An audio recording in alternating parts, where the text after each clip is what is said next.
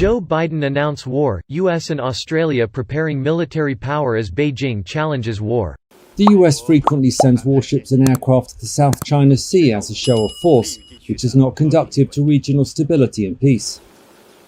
China continues to take necessary measures to firmly safeguard its national sovereignty and security, and will work with regional countries to resolutely protect the peace and stability of the South China Sea.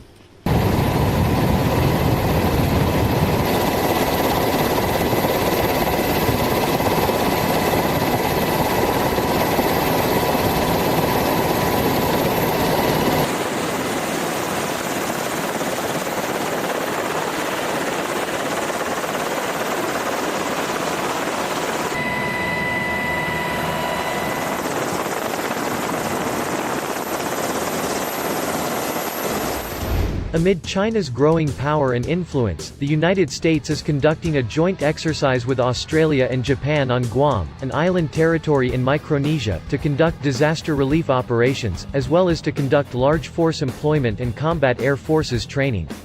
Air forces from the United States, Japan and Australia will participate in COPE North 2021 at Andersen Air Force Base, Guam, February 3–19 to conduct humanitarian assistance and disaster relief (HOT-Doctor) operations, as well as to conduct large force employment and combat air forces training, the U.S. Air Force in the Pacific said in a statement.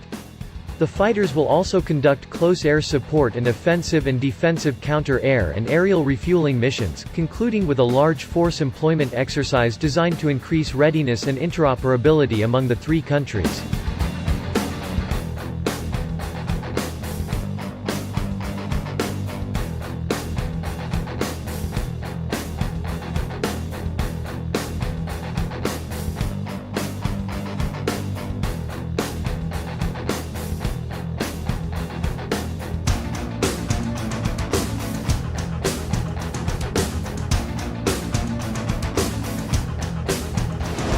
Two U.S. warships have sailed through the disputed South China Sea just days after Beijing issued a stern warning to Washington, as tensions threaten to boil over between the two world powers. The Theodore Roosevelt Carrier Strike Group and the Nimitz Carrier Strike Group conducted a joint naval exercise close to the Chinese-controlled islands on Tuesday. The U.S. Navy said the vessels conducted a multitude of exercises aimed at increasing interoperability between assets as well as command and control capabilities.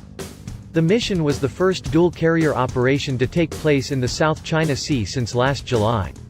The presence of U.S. forces in the contested waters also comes just days after the USS John S. McCain destroyer sailed near to the Paracel Islands. The U.S. Navy said the vessels were conducting a freedom of navigation operation in order to maintain peace in the region. Most notably, it was also the first time a U.S. operation had taken place in the waterways since Joe Biden was inaugurated as U.S. president. We'll also take on directly the challenges posed by our prosperity, security, and democratic values by our most serious competitor, China.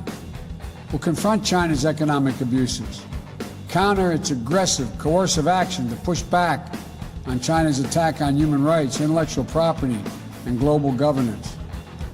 But we are ready to work with Beijing when it's in America's interest to do so. Rear Admiral Jim Kirk, commander of the Nimitz Carrier Strike Group, said, "We are committed to ensuring the lawful use of the sea that all nations enjoy under international law." Beijing hit back with and insisted it was ready to take action to protect the region. Last month, the U.S. military said Chinese military flights over the South China Sea fit a pattern of destabilizing and aggressive behavior. However, the U.S. military insisted it posed no threat to the Navy Aircraft Carrier Strike Group in the region. China has also been angered by U.S. warships sailing through the Taiwan Strait in recent months. Beijing considers Taiwan to be a wayward province and has raised concerns over its newfound ties with the U.S.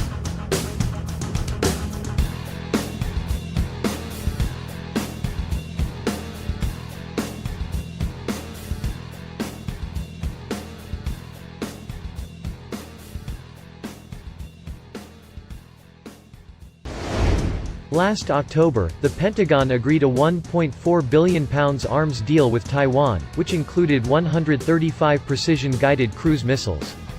China has continued to increase its military presence in the rich waterways and has already established military outposts on the Paracel Islands and the Spratly Islands, two disputed archipelagos in the region. In January, Beijing passed a new law to strengthen its control over the South China Sea. The controversial piece of legislation allows naval guards to use force against foreign vessels in the region.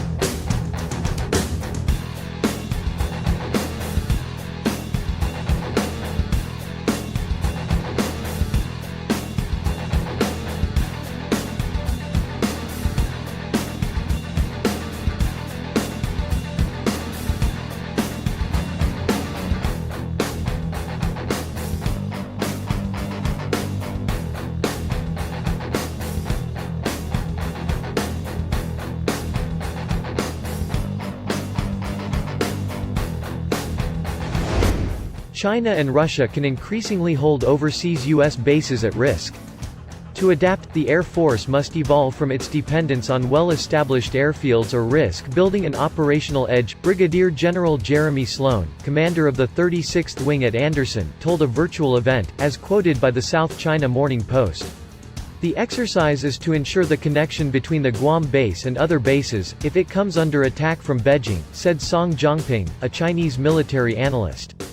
He further said that the inclusion of Australia and Japan in the exercise is to build a strategy with its allies to counter Beijing, and it could use bases in those countries to respond to any possible attack. The U.S. Air Force can flexibly deploy to other locations, improving the survivability of its aircraft. What this means for China is that the PLA will be less confident in its ability to defeat U.S. military forces in the region because they will be less certain where fighter aircraft might operate from.